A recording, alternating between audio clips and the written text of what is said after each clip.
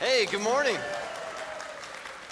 Great to be here with you today. So happy to be here. I want to say hello to those of you watching online, all of you at Barrington and Round Lake Beach, and those of you here in the room.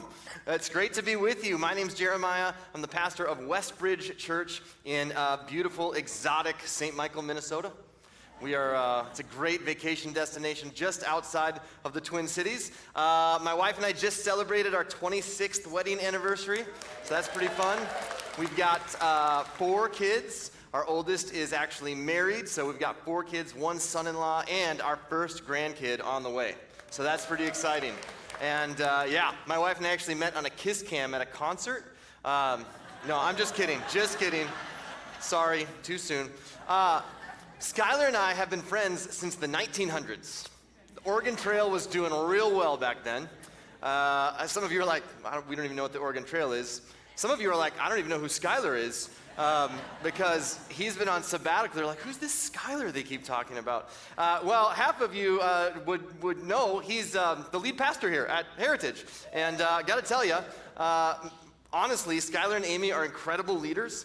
It's a testament to their leadership that they can go on sabbatical all summer long and that Heritage Church hasn't missed a beat. It's a testament to their staff. It's a testament to you as a church that you guys continue to move forward. And I think that says a lot about Skylar and Amy. And I think it's amazing. When Skylar calls and asks, hey, can you come speak at Heritage? The answer is always yes from us. And part of it's because I love this church so much. And the other part of it is because we just love Skylar and Amy so much. So we love to come down and hang out with them and see them because it's the people in your lives, it's the friendships and relationships that make all the difference in your life, right? So much of what we've felt over the last 5 years in our country feels like it's been a series of emotions that ranges from beautiful to messy. And almost all of the beauty and almost all of the mess comes from the people in our lives, isn't it? It's fascinating. All of us have people in our lives. A roommate, or a neighbor, or a friend. We've got coworkers, a boss, an employee. Maybe you've got a spouse, or a boyfriend, or a girlfriend. Maybe you have children, or stepchildren, or adopted children, or grandchildren, or foster children. Parents, or adopted parents, or foster parents, or grandparents, your extended family, and all the various forms that they come in.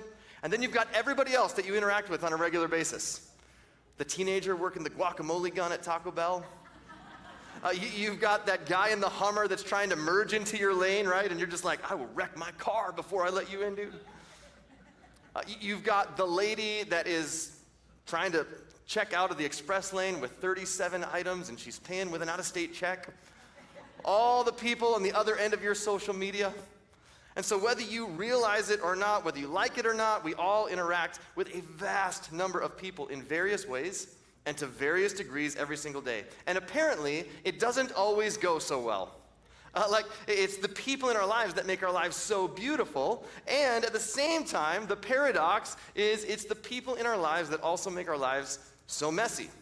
Just look at the sheer amount of money that we spend on marriage books, on parenting resources, on dating apps, leadership and management books, workplace culture secrets, and conflict resolution. It is staggering, right? So as we think about the people we interact with on a regular basis, today I want to talk about narratives that we form. Have you ever met somebody and you immediately made a judgment about them only to find out later on that you were way off? You thought, oh, I've got this person now, I know exactly what they're all about. And then you meet them and you get to know their story and you realize, I was way off. We've all done it. Maybe the way that we've talked or the clothes that we wear or something you've posted online, and in just a few quick seconds, you put together a few data points and you go, oh, I've got them figured out. I know exactly what they're about. And then you get to know them and you realize, wow, I had no idea what was actually going on behind the scenes. And it turns out we all have a habit of writing stories about other people, don't we? Now, sometimes without ever actually talking to them, and these stories or these narratives often shape how we treat each other. But what if those narratives are wrong? What if they're not just inaccurate, but they're harmful? What if they're harmful to our relationships with each other? What if they're harmful to our community? And ultimately, what if these narratives and these stories that we write about other people are harmful to our reflection of Jesus to the world, our witness of Jesus? So today we're going to talk about these stories that we tell about each other, and why we do it, how it gets in the way of loving others well, and what Jesus invites us to do instead. We all have a bunch of people in our lives that we interact with on a regular basis. Some of these people are a gift from God. Some of them feel like a test from God. And this is supposed to be something, this idea of loving others well is supposed to be the specialty of the church. This is supposed to be what marks us. This is supposed to be the one thing that we're really, really good at. Because our founder, Jesus, he gave these words to his disciples. He would say this, "A new command I give you." A new command. And they're all going, "Oh, a new command. All right, guys, get your notebooks out. Let's go. This one's brand new." He says, "Love one another." And I think they're all just like, "Wah, wah, we've heard this one. That's not new." He says, "As I have loved you, you must love one another. By this, everyone will know that you are my disciples if you love one another." So this command of Jesus, it wasn't new because of the words, it was new because of the context. What they had learned up to that point was, hey, you love others as they love you. That's kind of the golden rule. You love others as they do unto you, you do unto them, right? And this was kind of the golden rule, and Jesus says, no, we're throwing that out. This one's the platinum rule, okay? This one's brand new. As I have loved you, that's how I want you to love others. It's not about what they do for you, how they love you back, how they reciprocate. This has everything to do with, to the degree that I have loved you, to the degree that I have sacrificed for you, to the degree that I have given myself on your behalf, you are to do that for others. And this is how the world is going to know that you are my disciples. This is how they're going to know that there is a representation of Jesus in the world, is that you're so good at doing this. This is supposed to be what the Church of Jesus is famous for. This is supposed to be the distinguishing mark for followers of Jesus. This is how you're supposed to know there's a church in the community, because there's just a group of people who are so good at loving selflessly. And if you're not a follower of Jesus, if you stumbled across this on YouTube, if a friend invited you and you're like, all right, I'll see what this cult is all about, and you're just trying to figure this thing out, maybe you're wondering, do all the other Christians know that? That they're supposed to be really good at loving each other? Like, do my Christian friends know that? Do my Christian family members know about that? Do all those Christians on X know about that? And while that's what's attracted people to the church throughout the centuries, it's also something that's very easy for us to lose sight of. And we're more tempted to read and to just nod our heads in agreement than to actually put it into practice in our lives. Sometimes it's easier for followers of Jesus to just make it all about our services and make it all about our theology, rather than make it about loving others really well. And the narratives that we tell ourselves play a huge role in how we treat other people. A narrative is simply this. It's a story that connects and explains events and experiences. So we've got experiences with people, events, like things that happen, interactions with others, and then based on those things, we write a story in our minds about that person.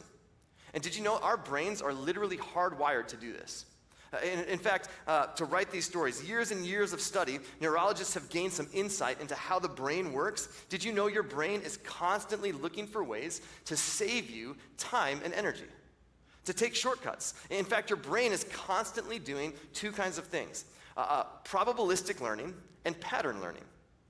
Probabilistic learning, your brain is constantly trying to predict what's going to happen next.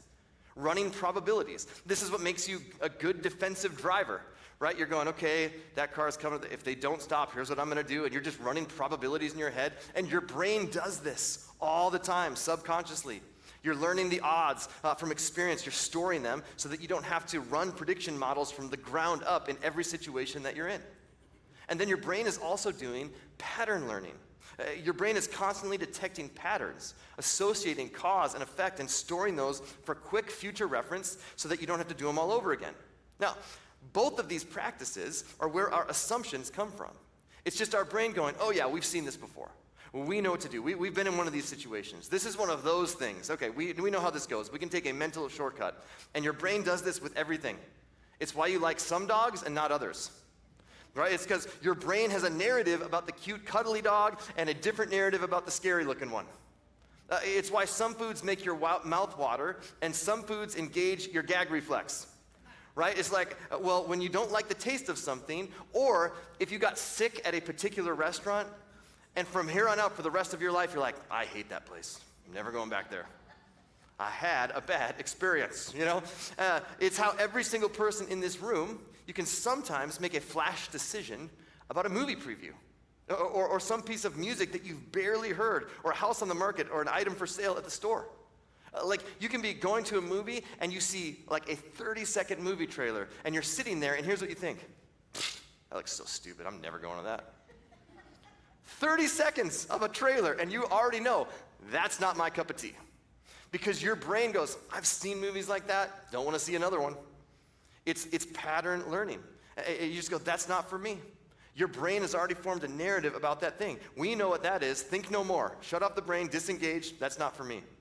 And this brain function is massively helpful for everyday life when it comes to routine tasks, right? And ordinary decisions and established habits in your life. But these are not the only things we create narratives about. We also tend to create narratives about people. Just like with other things, our brains naturally try to make shortcuts for how we understand other people. It's like we've got this set of cue cards. It's like, all right, I've got all this data on this cue card, and all I need is a few data points, and I've got you figured out. This is you, right? In our brain, with talking points with different types of people we've observed in the world, and then we pull up one of these cue cards when one of those people come across our path. Some of us have a whole Rolodex of cue cards. Oh, okay. You drive that car? Okay. Cue midlife crisis guy. All right, got that. Oh, gotcha. You brought kale chips to the party. Cue health nut. Okay. Personality tests do this. We love personality tests, right? The Enneagram, and you're like, oh, you're an 8.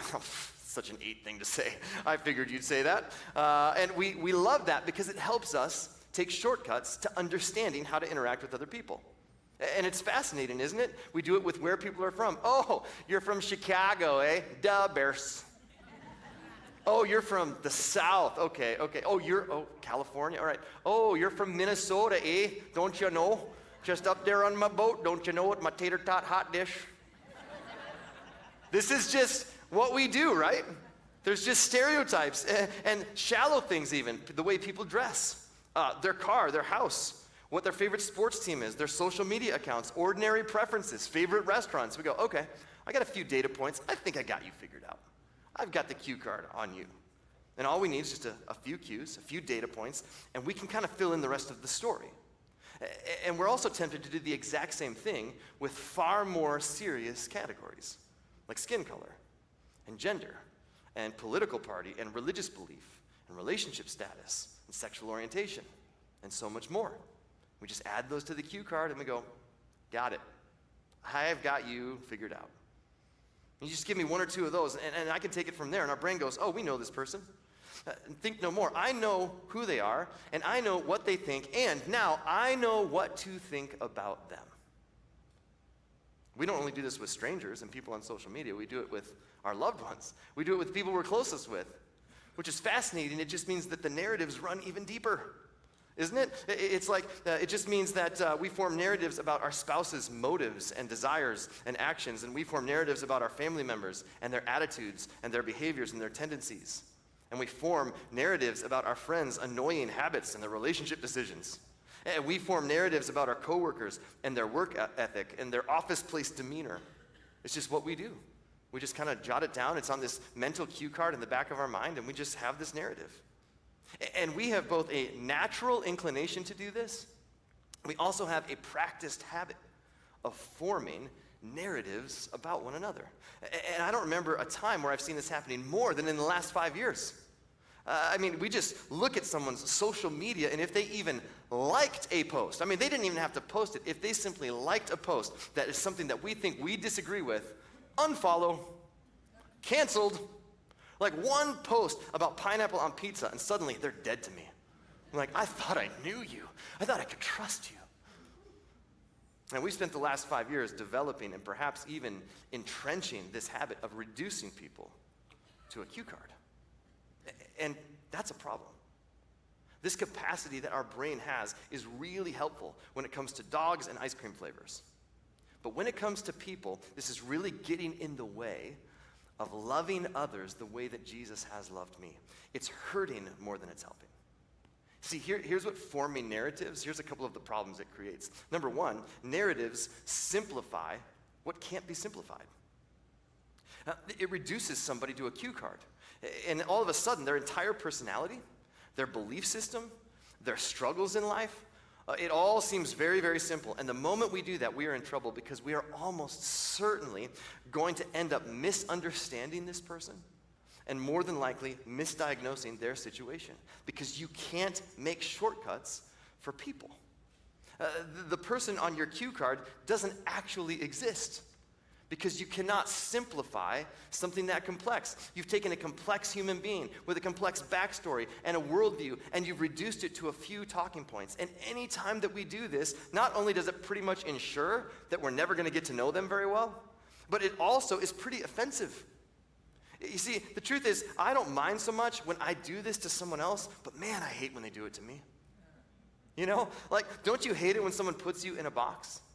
Don't you hate it when someone categorizes you and assumes something about you without ever talking to you or getting to know you? You hate it when someone prematurely judges you and labels you, and yet we do it all the time, and it's making us careless and calloused in the way that we treat each other. Because when you simplify what can't be simplified, here's another problem. It allows you to permit what should never be permitted. Narratives permit what should never be permitted. I mean, never is this happening more than when we're driving, right? I mean, I can be at a red light, and the minute that thing turns green, and if that person in front of me doesn't go in the first second, I have a whole story in my head about what is going on in that vehicle. Right? It's just like, what is wrong with them? What a moron. What is happening? And then, you know, you're like, okay, it's the pedal on the right, you know, and you tap the horn. And isn't it fascinating? We instantly write a story about them and what's going on with them and what's wrong with them. And the only time that we ever give grace, ever, is when they have this. Please be patient, student driver. We see this on the back of their vehicle and we're like, take your time, son. It's okay. You got this, you know? By the way, $8 on Amazon, 3 magnets. Best investment I ever made in my life, okay? I'm telling you. I never take these off my car because I just drive around. I get so much grace. It's amazing.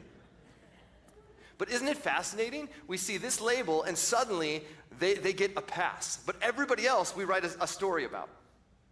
But what would be fascinating is if we all had one of these for what was going on in our lives. Hey, please be patient. Dealing with grief this week. Hey, please be patient with me. I'm struggling with my mental health this week. Hey, please be patient with me. I lost my job this week, and I'm trying to figure out my next step in life. Hey, please be patient with me. We're struggling in our marriage, and we're trying to figure out how to fight through and navigate this season. Hey, please be patient with me. I have a son or a daughter that is estranged, and it's just weighing heavily on my heart. But we don't do that. Instead, we write narratives. And wouldn't it be fascinating if we could all have a please be patient, here's what's going on in my life magnet on the front of us. And when someone doesn't have that, my narrative gives me permission to behave differently. I can treat you differently because I don't have the full story. And the narrative that I've written allows me to justify my poor behavior. That's what narratives do. They give us permission to exempt someone from the love one another well list. So, you voted for who? You believe in what? You're going to act like how? Like, you look like you're from where? Yeah, I know you.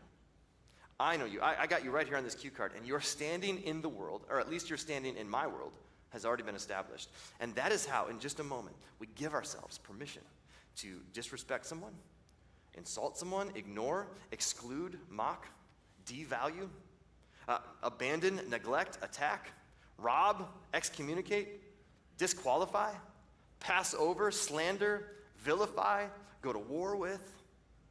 It's because, yeah, but look, this is all the data that I need. So this is how I can justify treating them. And this is exactly what narratives are doing to us as friends and as families and as communities and unfortunately even as brothers and sisters in the body of Christ. I can tell you, a narrative-driven family is an unhealthy family. A narrative-driven marriage is an unhealthy marriage. A narrative-driven workplace is an unhealthy workplace. A narrative-driven friendship is an unhealthy friendship. A narrative-driven community is an unhealthy community. And so we need to do our part as followers of Jesus to practice an alternative way to this way of relating to each other. And if we don't, we will continue to simplify what cannot be simplified. We will allow ourselves and permit ourselves to behave in ways that shouldn't be permitted. And what's at stake for followers of Jesus is that we will never be known for what we should be known for, that we love others as Jesus has loved us. Because it's impossible to love others well while having a narrative-driven approach to the people around you. So, for just the last few minutes that we have together, I want to take a look at Jesus and see how he treated people and how he saw people, because even a casual observer of the scriptures and the stories of Jesus will see this. Jesus always operates outside the narratives. It's amazing. The narratives that everyone else had accepted about people, Jesus always operates outside the narratives. In Luke 19, there's a story of a guy named Zacchaeus. And if you grew up in church world at all, if you went to Bible camp at all, if you went to VBS at all, not everybody has had that experience, but we learned a song about Zacchaeus, and the song goes, he was a wee little man, and a wee little man was he. Because the scriptures tell us Zacchaeus was short in stature. Now, Zacchaeus was a tax collector. Tax collectors were hated by both the Romans who occupied the nation of Israel, and they were also hated by the Israelites because they betrayed the Israelites and they worked for the Romans. The Romans were using them, and the Israelites were betrayed by them. So they were really just the only people they knew were tax collectors. And Zacchaeus had stolen from people. Tax collectors would tax their own countrymen, but they would line their pockets. They would charge more taxes than were actually required. They'd give what they could to the Romans, and they would keep the rest. And so everyone hated tax collectors. And Zacchaeus had heard that Jesus was coming into town. He just wanted to see him, but because he was short, he got up in a tree. And all of a sudden, all of the narratives would say this: Jesus, if you're holy, if you're supposedly from God, if you're supposed to come and represent God, then surely, you would hang out with the holy and the righteous. That's the people that you should spend your time with. And yet Jesus is walking down the road, and he sees Zacchaeus, and here's what he says: Zacchaeus, come down immediately. I must stay at your house today. And that was not on anybody's bingo card. Nobody thought, okay, this is how this is going to play out. The narrative is, no, if you're from God, you represent God, then you will hang out with the godly. And if you represent the righteousness of God, you'll hang out with the righteous. And if you represent the holiness of God, you're going to hang out with the holy. And Jesus operates outside the narrative. He goes to Zacchaeus' house, and that actually suggests some level of friendship and relationship and intimacy. You would never cross the threshold of somebody who was unclean. That would make you unclean, and Jesus didn't care about his reputation. Instead, he just goes to Zacchaeus' house, and it so impacts Zacchaeus that he decides to pay back all that he's stolen and donate a whole bunch more.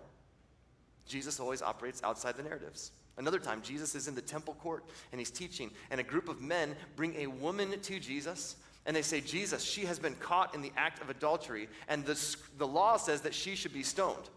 Now, we have no idea where the man was that she was caught with. That's another story for another time. But they brought the woman. The law says she should be stoned for her sin. What do you say?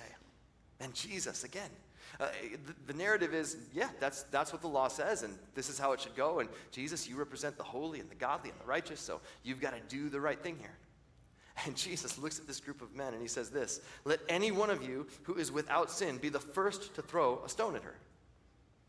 And one by one, we are told, one by one, from the oldest to the youngest, they all dropped their stones and they walked away until Jesus is left with the woman. He says, I don't condemn you. Go and sin no more.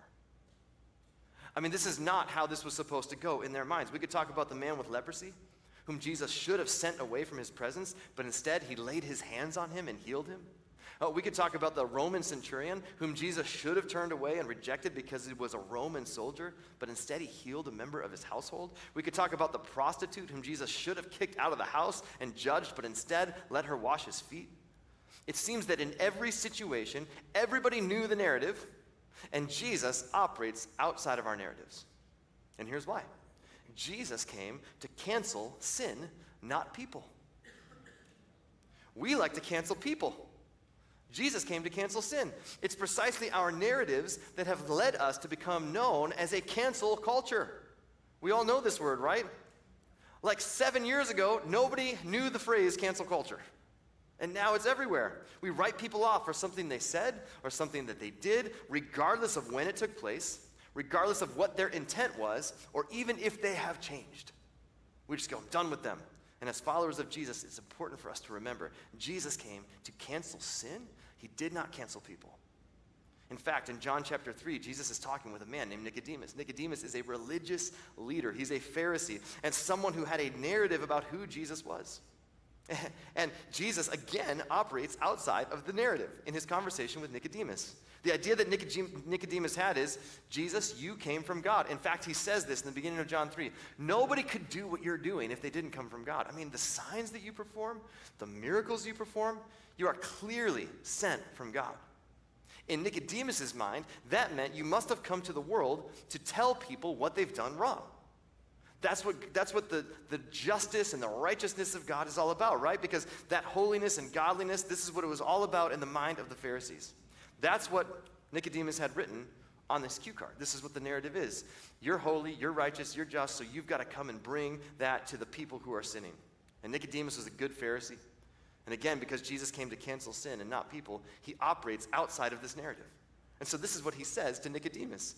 He says, God did not send his son into the world to condemn the world, but to save the world through him. Nicodemus, I know what it says on your cue card, but you've got the narrative all wrong. I know what everybody says this is what God should be like.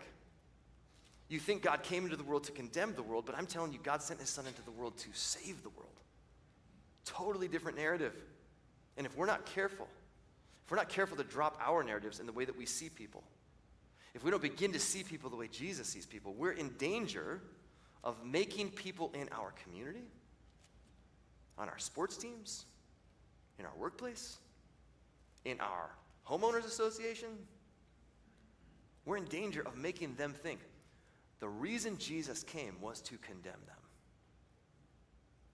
And the truth is, Jesus came to rescue them. And we are to be a reflection of that mission. And that means I was separated from God, but now I'm connected. I was carrying a weight of guilt and shame, but the sacrifice of Jesus on the cross provided forgiveness of my sins once and for all. The Apostle Paul later on is a guy who would travel around the Roman Empire and start churches and write letters back to churches. In one of his letters, he's writing to a church in Corinth, and he says this: "This means that anyone who belongs to Christ has become a new person. The old life is gone, a new life has begun." Take the cue card, rip it up. That has nothing to do with who you are now in Jesus. Don't miss this. When we become aware of our own brokenness, when we become aware of the fact that we will never measure up on our own, when we become aware of the fact that we've broken our own standards, much less God's standards, when we decide to embrace God's love and God's forgiveness, and we make Jesus the leader of our life, meaning we give him control of the steering wheel of our life. We decide to submit our ways to his ways. In that moment, by God's amazing grace, the old is gone. We are made brand new. In other words, we are no longer defined by what we have done, but rather by who we have become. So, you can see why it's so dangerous then to write a story in our minds about people created in the image of God, people that Jesus came to rescue, people that Jesus came to make new. And we still hold on to the old. And the you next to you is more valuable than your potentially flawed point of view. And even more importantly, Jesus died for everyone. All he asks is that we love everyone. He's not even asking you to die for them. He just wants you to love them. Every single one of us, whether we realize it or not, at one point in our lives, we were at odds with God because of our sin. We were working against God with our attitudes and our desires and our pursuits and our character, but he accepted us. He invited us into his family. In fact, he doesn't even look at us through the lens of our sin. He doesn't look at us through the lens of this narrative in our life. He doesn't look at what's on the cue card and go, well, you're out, you're exempt, I can't, I didn't come for you. He doesn't do that. He refused to read what the cue card said about us. Instead, he looks at us through the lens of love. And Paul, the Apostle Paul, would write this. He says, God showed his great love for us by sending Christ to die while we were still sinners.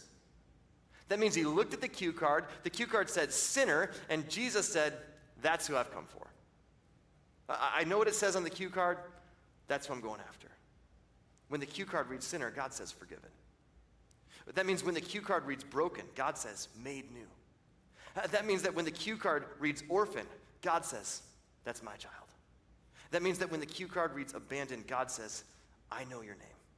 When the cue card reads loser, God says, you are enough. And he rewrites the cue card. And when the cue card reads, you're so messed up, you're never going to make it out of the hole that you dug, Christ died for you while you were still a sinner. Because he always operates outside of and rewrites the narratives in our lives. And he's simply asking us to do the same thing for the people created in his image. So Jesus says, you want to know why I treat people differently than you? It's because I see people differently than you. Where you see a narrative, I see a new beginning. You see, why don't you drop your narratives and come and see people the way that I see people? That's the invitation for every one of us who's a follower of Jesus today.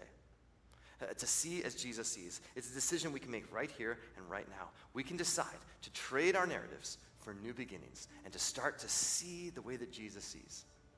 And here's just the thought I want to leave you with. When we see people the way Jesus does, we'll treat people the way Jesus does. When we see them the way that Jesus sees them, we'll treat them the way Jesus treats them. Here's a very practical way to put this into practice this week. This week, take one arena of your life. Your home, your neighborhood, your workplace, your school, your sports team, whatever it is, take that one arena. Then pick one relationship in that arena and get to know their story.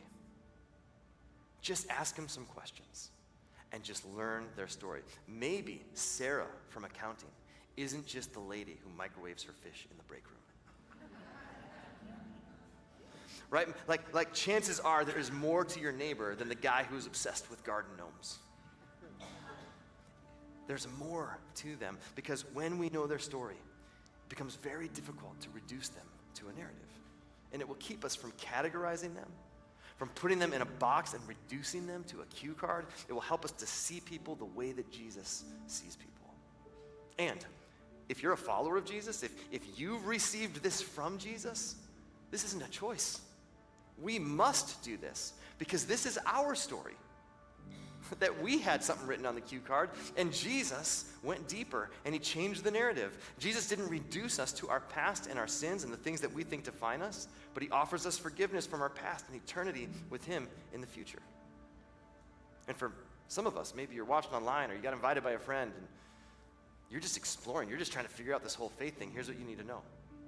God loves you and God created you, and you were created to exist in loving community with God and with others. But every one of us, from the first human beings to every one of us today, went, God, thanks, but no thanks. I think I got this. And it caused a lot of brokenness between us and God and us and each other. So at the right time in human history, God sent Jesus into the world, not to condemn the world, but to save the world.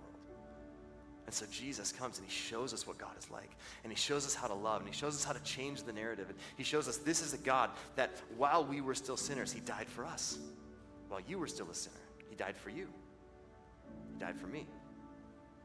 And then he took all of our sin and all of our shame and all of our brokenness upon himself. And he allowed himself to be put to death. And when he died, all of our sin and shame and brokenness died with him. His body is laid in a tomb. And according to multiple eyewitnesses, hundreds of people saw Jesus alive again. That means death is not the end. There is more to this life than this life, and you and I have been invited to be a part of it. And it's not something you earn. It's not something you behave your way into or church attend your way into. This is an invitation from the God of the universe who created you and loves you. And if you've never said yes to that invitation, I want to invite you to do that just by agreeing with this simple prayer. God, please forgive my sins.